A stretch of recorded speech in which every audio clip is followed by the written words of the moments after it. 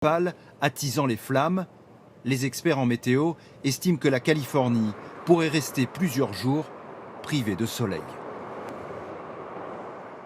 L'actualité, c'est aussi ce nouveau cri d'alarme du WWF. En 50 ans, 68% des espèces vertébrées étudiées par la Fondation ont disparu. Le constat est impressionnant, préoccupant. La faute à l'homme, le plus souvent, et au réchauffement climatique. Charlotte Rotea, Jamila Mimouni et Nicolas Oher. Reptiles, poissons, mammifères, toutes les espèces sont touchées. Ce matin, l'organisation environnementale WWF lance un SOS. Sur 4000 espèces passées au crible, la population des vertébrés a chuté de 68% en 50 ans. Et la liste des espèces disparues en France ne cesse de s'allonger, 98 éteintes à ce jour.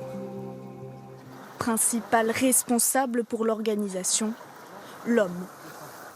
La perte des espèces, la perte des animaux est surtout liée à la destruction de leur habitat, donc les endroits où ils vivent.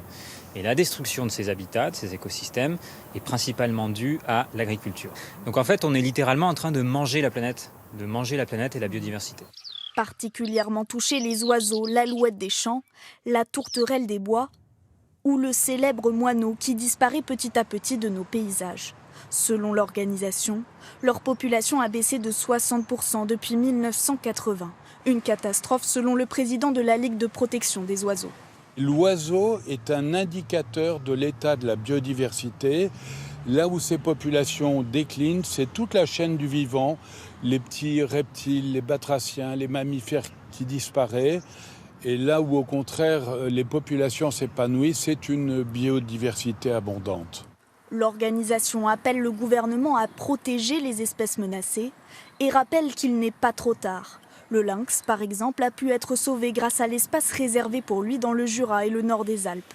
On compte désormais plus d'une centaine d'individus. En ville, maintenant,